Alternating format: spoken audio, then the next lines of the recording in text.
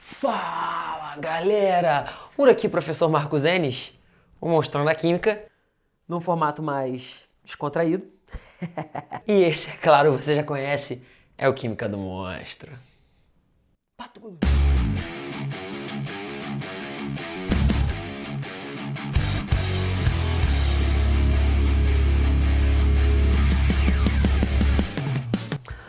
Fala, galera! Por aqui, professor Marcos Enes, o Monstrão da Química, e hoje, nesse vídeo aqui num formato um pouco mais descontraído, eu gostaria de falar com vocês sobre o simulado da UERJ, né? Bom, pelo menos um pouco mais descontraído, pelo menos em princípio. Depois a gente vai para o quadro e resolver esse simulado, e aí a gente vai para um formato um pouco mais dentro do que vocês estão acostumados aí para os nossos vídeos, beleza? Então é o seguinte, esse simulado da UERJ, que vem sendo liberado aí a partir do ano passado, né?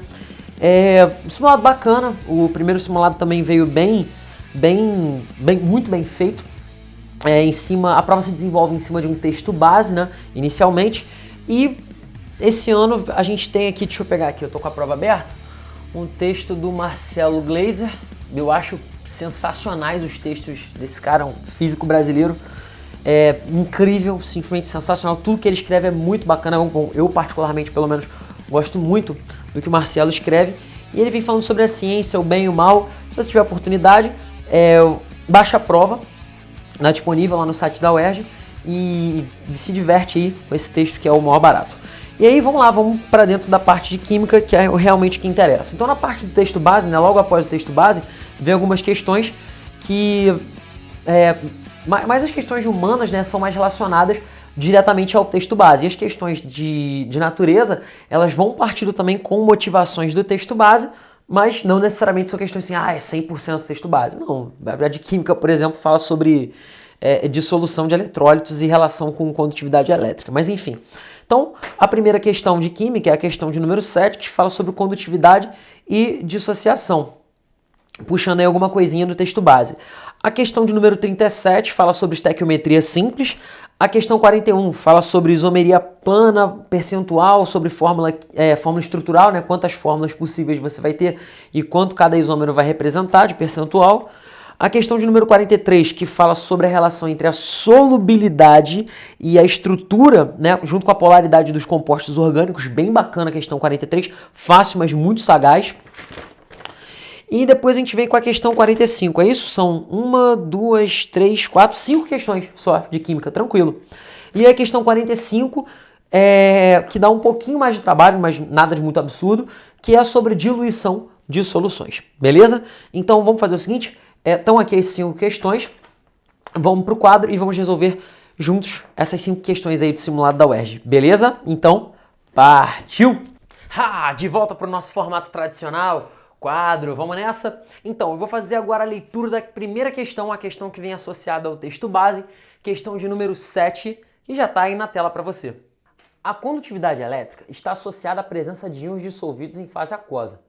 Considere um experimento para o qual estão disponíveis soluções aquosas, com concentração de 0,1 mol por litro dos seguintes solutos: fluoreto de potássio, brometo de cálcio, sulfato de níquel 2 e cloreto de ferro 3. Admitindo a dissociação completa, o composto que irá proporcionar maior condutividade elétrica é...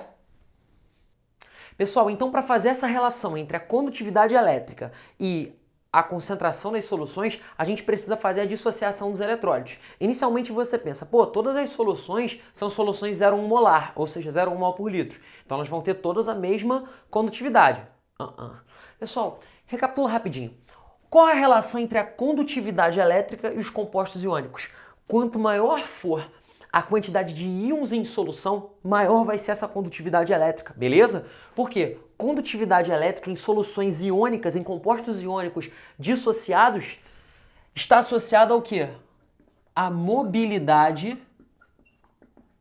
de íons. Então tem íons livres em solução, tem íons free. Na verdade, os íons livres em solução após a dissociação é que são responsáveis pela condução de corrente elétrica, beleza? Então, eu coloquei aqui as 2 primeiras dissociações. Primeiro, fluoreto de potássio se dissocia em potássio mais e fluoreto menos, beleza? Então, Quando a gente tem uma solução a 0,1 mol por litro de KF, presta atenção, o KF vai se dissociar, como se fosse esse pilô aqui na minha mão. Deixa eu fazer o exemplo com vocês aqui, ó. Rapidinho. Aqui.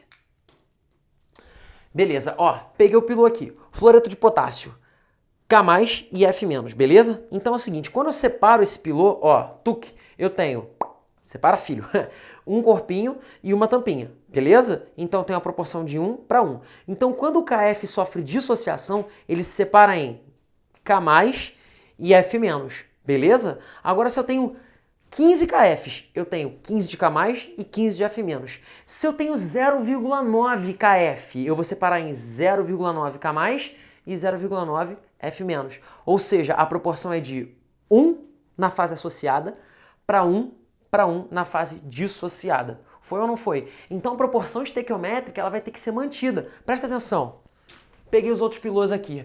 Na verdade, esse KF em fase associada vai sofrer dissociação.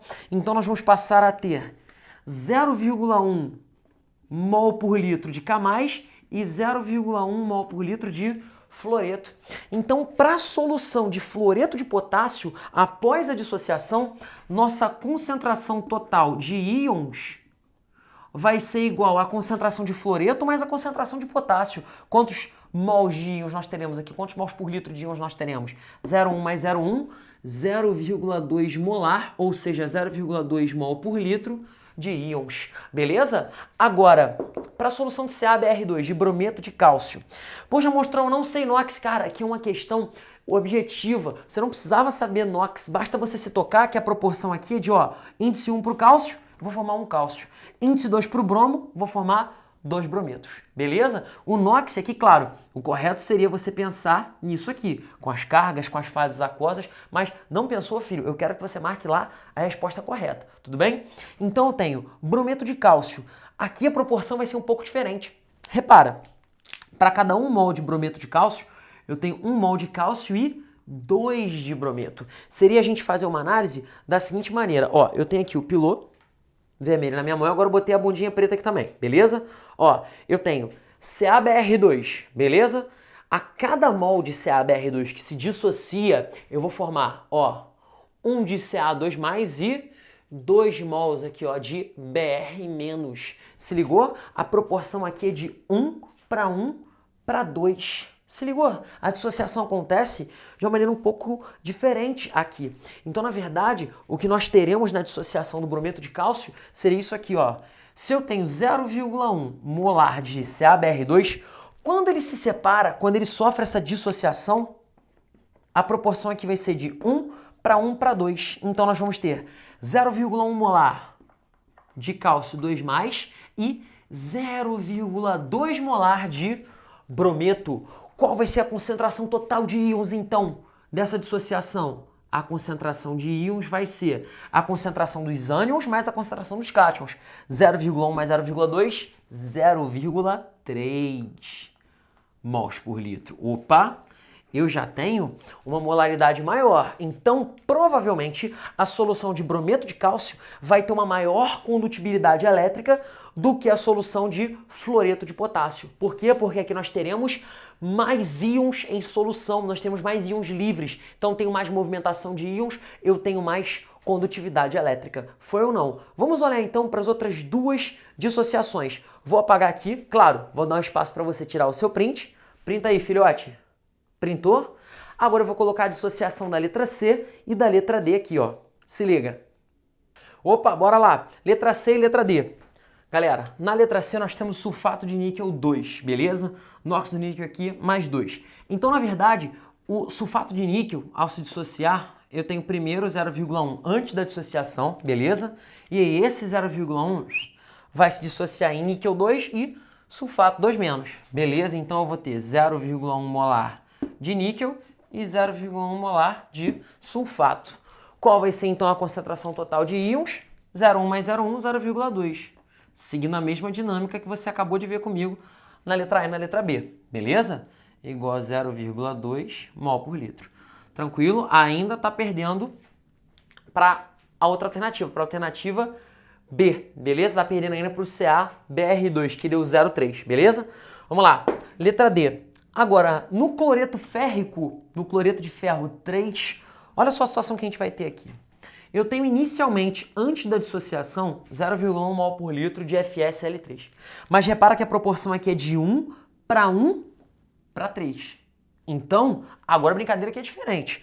Quando ele se dissocia, nós passaremos a ter 0,1 de ferro 3, 0,1 molar de ferro 3 e a proporção é de 1 para 3, o triplo de 0,1 de cloreto.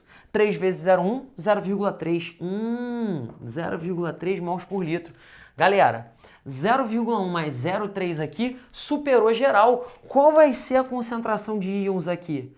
A concentração de íons vai ser igual a 0,3 mais 0,1, 0,4 mol por litro, 0,4 molar. Então, onde nós temos a maior quantidade de íons? Na solução D, na solução de cloreto férrico. Logo, a solução que vai apresentar a maior condutividade elétrica vai ser a solução da letra D, beleza? O gabarito aí dessa questão, e eu vou deixar você tirar aquele print esperto agora para a gente passar para a próxima questão. Vai lá. Printou? Beleza? Partiu então. Próxima questão tá aí na tela para você. Vamos lá, Bambam, fala pra mim qual é a próxima questão. Bora! Hora do show! É 37... Eita, sinistra, tá saindo da jaula. Vamos lá, questão 37, galera. Leitura do enunciado aí, ó, pra você. A equação química a seguir representa a obtenção do ferro metálico a partir do seu minério.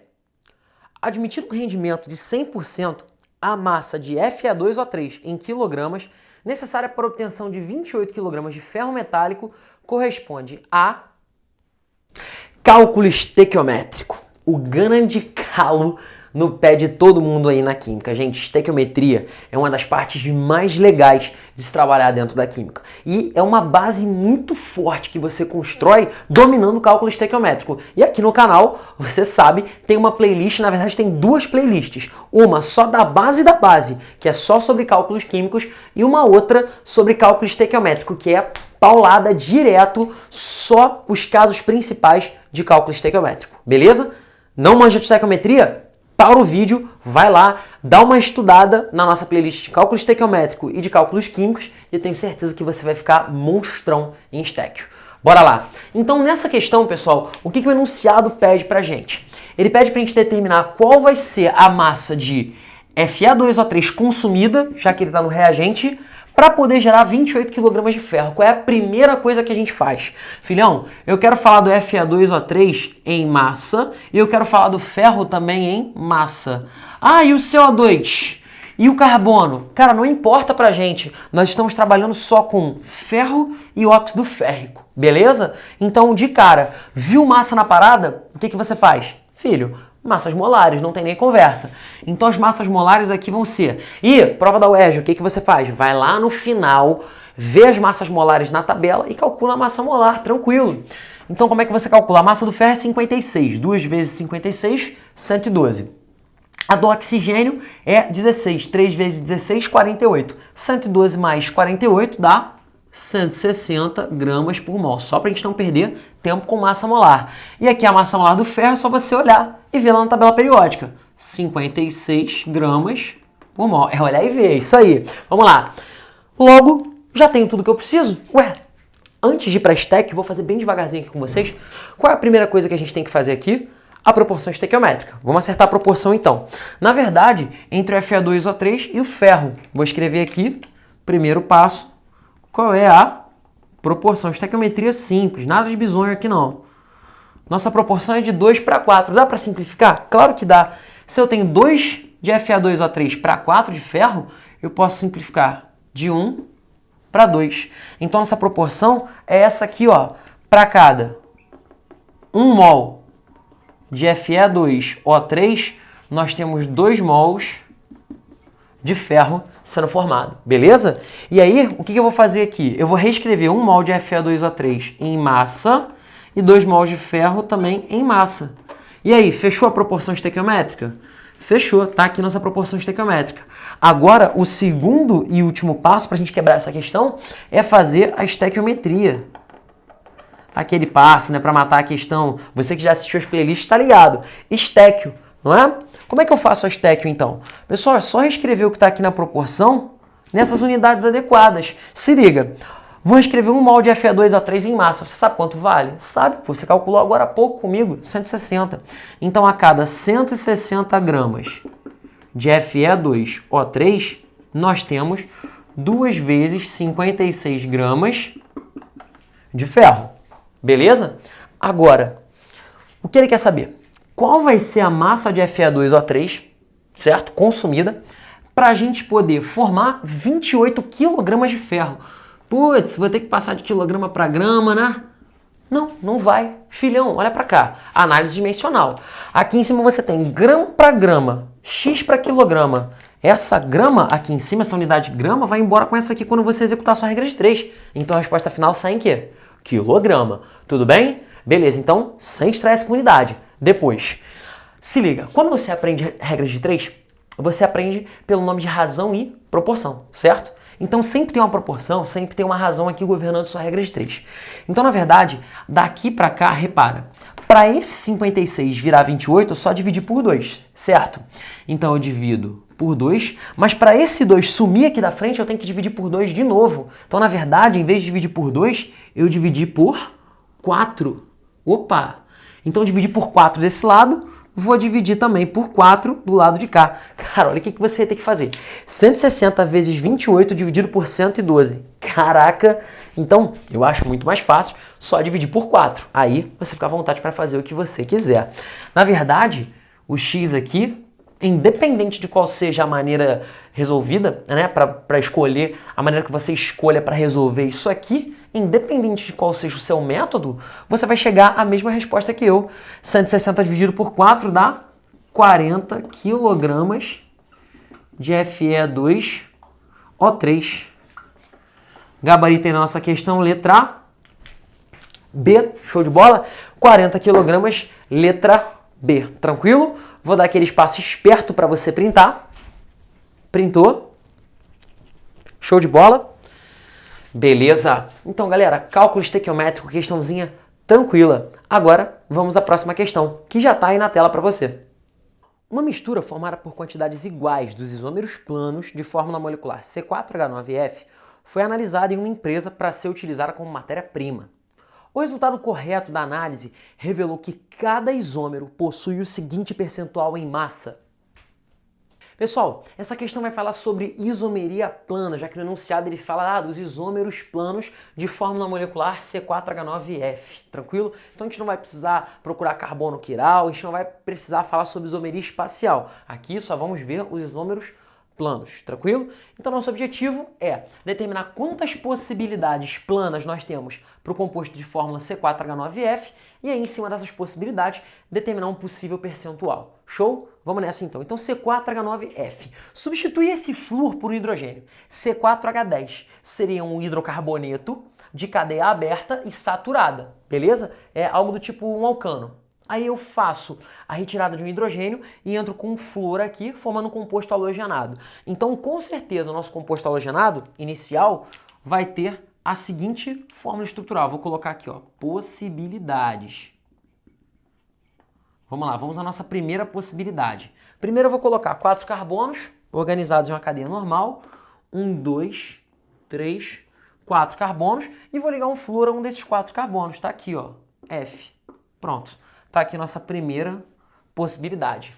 Qual é a segunda possibilidade? Cara, eu gosto de ser bem sistemático na resolução desse tipo de questão aqui. Então, primeiro eu vou mexer com as possíveis posições desse flúor na cadeia carbônica. Aqui ele está no composto, está no carbono de número 1. Na verdade seria um flúor butano, certo? Então vou mexer esse flúor para o carbono 2 dessa cadeia. Nossa segunda possibilidade, então vou fazer aqui embaixo, mudando agora a posição do flúor, hein? Vai ser 1, 2, 3, 4 carbonos. Vou tirar esse flúor daqui e vou jogar ele para cá. Tá aqui, ó. Seria o 2-flúor butano. Ah, monstrão, vamos mexer de novo. Não, você não vai mexer de novo. Por quê? Se você mexe esse flúor para cá, esse flúor que está no carbono 2 vai continuar no carbono 2, porque agora a contagem vai ser feita da esquerda para a direita. Carbono 1, 1, 2. E se eu jogo para esse daqui? Ele vai voltar a ser o carbono 1. Então, esgotei as possibilidades só mudando a posição do flúor, certo? Agora eu vou fazer o quê? Eu vou ramificar a cadeia. Vamos lá para a terceira possibilidade. Vou colocar aqui em cima, ó. Terceira possibilidade. Beleza. O que eu vou fazer? Vamos pegar esse último carbono daqui e vamos ligar ele aqui, ó, a esse carbono de cá. Aí vai virar uma cadeia ramificada. Então nós teremos o seguinte, ó, vou apagar esse carbono de cá, vou apagar esse último carbono, vou fechar minha cadeia nisso, ó, 1, 2, 3 carbonos. 1, 2, 3 carbonos e meu flúor ligadão aqui, tudo bem?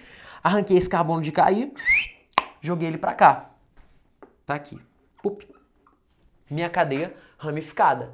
Dá pra mexer em alguma coisa nessa cadeia? Dá. Dá pra brincar com a posição do flúor de novo, agora que eu já ramifiquei a cadeia. Eu vou jogar esse flúor daqui pra cá. Então uma quarta posição para esse flúor, uma quarta possibilidade para essa nossa cadeia seria pegar o flúor aqui do carbono 1 e jogar ele pro carbono 2. Beleza? Então vou ter isso aqui, ó, pá, a ramificação para baixo, beleza? E o flúor aqui para cima, ou o flúor para cima, ramificação para baixo, tanto faz, beleza? Então nós teremos aqui um flúor para cima, um CH3 para baixo, CH3 para cá e CH3 para cá. Nós teremos uma quarta possibilidade. Tenta mexer, joga esse flúor para cá, vai dar na mesma deste cá. Joga a ramificação para cá, bota lá para a cadeia principal, vai dar o flúor na posição 2. Então você pode tentar mexer à vontade dentro dessas quatro possibilidades. Nós temos a cadeia normal, com o flúor no carbono 1, a cadeia normal com o flúor no carbono 2, a cadeia ramificada com o flúor no carbono 1 e a cadeia ramificada com o flúor no carbono 2.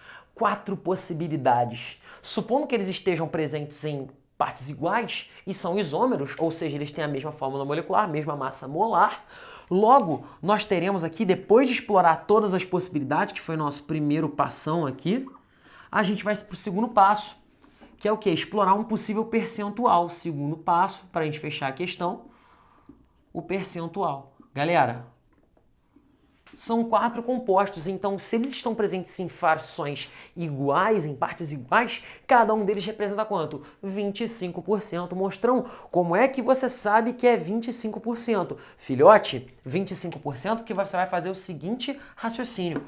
Você sabe que os 4 compostos representam 100% da sua amostra, certo? Da amostra. Agora, um composto, cada um dos compostos, cada um dos compostos representa x. Daqui para cá eu dividi por 4, daqui para cá eu divido por 4, x é igual a 25% da amostra para cada composto. Show? Tranquilo? Então vou dar aquele espaço esperto agora para você tirar o seu print. Vai lá. Printou? Então, 25%. Nosso gabarito para essa questão é a letra C. Tranquilo? Show de bola? Então, vamos a mais uma questão. Tá aí na tela para você. Observe na tabela a fórmula estrutural de 4 álcoois, compostos orgânicos que se solubilizam em água em função da presença do grupamento hidroxila na molécula. Dentre esses compostos, aquele que apresenta a maior solubilidade em água é... Pessoal, nós temos 4 moléculas de compostos da função orgânica álcool, ou seja, quando você tem hidroxila ligada a um átomo de carbono saturado, tranquilo? Os álcoois, pessoal, são geralmente solúveis em água por conta da presença do grupamento hidroxila ligado a carbono saturado, do grupamento OH. Por quê? A água é uma molécula classificada como molécula polar, beleza? Formada por ligações covalentes polares e uma molécula polar. Na verdade, você pode enxergar a molécula de água, na orgânica a gente faz muito isso, como H ligado a um OH, certo? E aí, nós teremos aqui H ligado a FON, lembra? Hidrogênio ligado a flúor, oxigênio ou nitrogênio. Nós teremos aí a possibilidade da formação de uma força intermolecular chamada de ligação de hidrogênio. E aí nós temos uma interação muito forte da água com as moléculas dos álcoois via ligação de hidrogênio. Beleza, todas essas 4 moléculas são solúveis em água. Claro que umas mais e outras menos. Ele está perguntando qual delas é mais solúvel. Tem uma regrinha que fala pra gente de solubilidade que, semelhante dissolve semelhante. Filhão, cuidado com essa regra. Por quê? Na verdade, o mais bacana de você dizer para essa regra seria: o semelhante dissolve melhor o semelhante. Ou seja, substâncias de mesma polaridade interagem de maneira mais efetiva, de maneira mais eficaz, beleza? Então, se você quer analisar, analise da seguinte forma: substâncias de mesma polaridade interagem melhor. Isso não quer dizer que substâncias de polaridade oposta não vão ter nenhum tipo de interação. Claro que tem. Só que essa interação é muito fraca, é pouco eficiente, beleza? Substâncias de mesma polaridade, substâncias polares interagem melhor com substâncias polares. Substâncias apolares interagem melhor com substâncias apolares. Isso não quer dizer que uma substância polar não vai interagir com uma substância apolar. Elas interagem, mas essa interação é muito fraquinha. Tudo bem? Vamos lá então. Eu quero achar o álcool mais solúvel em água. Todas essas moléculas aqui possuem como um grupamento hidroxila. O que vai diferenciar a solubilidade em água? O tamanho da cadeia carbônica. Essa cadeia carbônica tem quantos carbonos? 2 carbonos. Essa cadeia carbônica aqui, ó, tem quantos carbonos? 3 carbonos. Essa tem 1, 2, 3, 4, 5 carbonos. Essa tem 1, 2, 3, 4, 5, 6 carbonos. 6 átomos de carbono. Pessoal, quanto maior for o tamanho do grupamento alquila, ou seja, o grupamento formado por carbono e hidrogênio, a sua cadeia hidrocarbônica num composto orgânico, maior é o caráter apolar dessa molécula. Repito, maior o caráter apolar. Então, se você está buscando uma molécula que é mais solúvel em água, eu quero uma quantidade menor desse caráter apolar. Eu quero uma molécula que seja mais polar, mais predominantemente polar. Então, se eu estou buscando uma molécula que vai interagir bem com a água, eu estou buscando uma molécula com a cadeia carbônica mais curta, certo? Se essa cadeia carbônica é mais curta, esse caráter apolar, ele é menos evidente. Show? E aí, qual dessas moléculas aqui, filhão, tem a cadeia carbônica mais curta? A molécula de etanol, a molécula que possui apenas 2 átomos de carbono. Então, para a questão 43, o nosso gabarito é a letra A, molécula de etanol. Aquele print esperto para você, mete bronca, pode tirar. Então, vamos agora para a última questão dessa correção do nosso simulado UERJ 2019. Beleza? Tá na tela aí para você já. Uma substância bactericida está presente na concentração de 4 gramas por litro em um produto de limpeza. Para uso doméstico, são diluídos 10 ml desse produto em água suficiente para formar 2 litros de solução aquosa. Nesse caso, a concentração em gramas por litro da substância bactericida na solução diluída é igual a... Galera, questãozinha que cai bastante na UERJ, questão com relação a operações com soluções, mais precisamente, diluição de soluções. Então, sempre que a gente fala de operação com soluções, qualquer questão de soluções, na verdade, seja de cálculo de concentração, seja de diluição, de mistura, de titulação, o que eu recomendo você a fazer antes de começar a resolver sua questão? Pega e compila todos os dados que a questão te fornece. Isso pode te ajudar a resolvê-la também, beleza? Então, na verdade, é o seguinte, ele fala que nós temos uma solução de concentração 4 gramas por litro. E aí eu pego um volume de 10 ml dessa solução. Concentração inicial, volume inicial. E eu quero fazer o seguinte, eu quero diluir de 10 ml para 2 litros de solução. Então eu vou pegar e vou acrescentar água suficiente para completar 2 litros de solução. E aí quero saber qual vai ser a concentração final. Filhão, mole demais. Você sabe que a massa se conserva e que lá no estudo de soluções, que a concentração comum é a massa sobre volume. Então a massa é a concentração vezes o volume. Então, na diluição, qual é o princípio? Você já vai partir direto da fórmula. CIVI é igual a CFVF. Mas de onde vem isso? Vem da conservação da massa. Na verdade, na solução, a massa inicial, mesmo após a diluição, vai se conservar, ou seja, vai ser igual à massa final. Ei, filhão, massa, você acabou de ver aqui comigo, é a concentração vezes volume. Então, a gente ataca com essa fórmula aqui, ó, a concentração inicial vezes o volume inicial é igual a concentração final vezes o volume final, beleza? Tranquilo? Então, CIVI, concentração inicial, 4 gramas por litro, vezes o volume inicial, 10 mililitros, é igual a concentração final que a gente quer descobrir para. Olha esse volume final aqui. Pessoal, nós estamos usando a concentração em grama por litro e o volume inicial em mililitro. Aí o volume final vai estar em litro?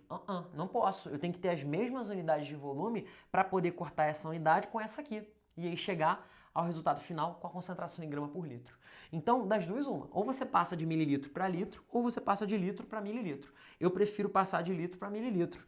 2 litros são equivalentes a 2.000 mililitros. Mili aqui equivale a quanto? 10 a menos 3, sem decoreba. 10 a menos 3 vezes esse 1.000 aqui, 2 litros. Show? Beleza? 2.000 mililitros. Então a concentração final vezes 2.000 ml. Beleza? Agora você pode dar o corte aqui, ó. Mililitro com mililitro, foi embora. Então nós vamos ficar com a concentração final igual a 4 vezes 10, 40. A unidade final a gente já sabe que vai ser grama por litro. 40 dividido por 2.000. Beleza? E aí, cortei um zerinho aqui, cortei um zerinho aqui. 4 por 200. Filhote, 4 por 200, faz aqui comigo, ó, rapidinho em verde, ó. 4 por 200. Dá para dar um simplification aqui, não dá? Divide todo mundo por 2. Vou ficar com 2 sobre 100. Ih, 2 sobre 100, quanto é que dá? 0,02. Caraca, muito fácil. Então, essa concentração final vai ser 0,02 gramas por litro. Exatamente 0,02 gramas por litro vai ser a nossa concentração final dessa solução. Aquele espaço para você dar o seu print esperto. Printou? Beleza? Então, o gabarito aí para essa questão é letra D. Tranquilo? Show. Maravilha. Pessoal, por hoje é só. E aí? Fala pra mim, monstro. Você já se inscreveu no canal? Já ativou as notificações? Ainda não? Cara, tá perdendo, tá ficando de fora. Ative as notificações, se inscreve aqui embaixo, é rapidinho, não custa nada. E aí você pode ficar por dentro de tudo que acontece aqui no Química no Monstro. Espero de coração que esse vídeo possa ter sido muito útil para você e que ele possa ter te ajudado. Então, até a próxima. Um beijo no seu coração. Valeu!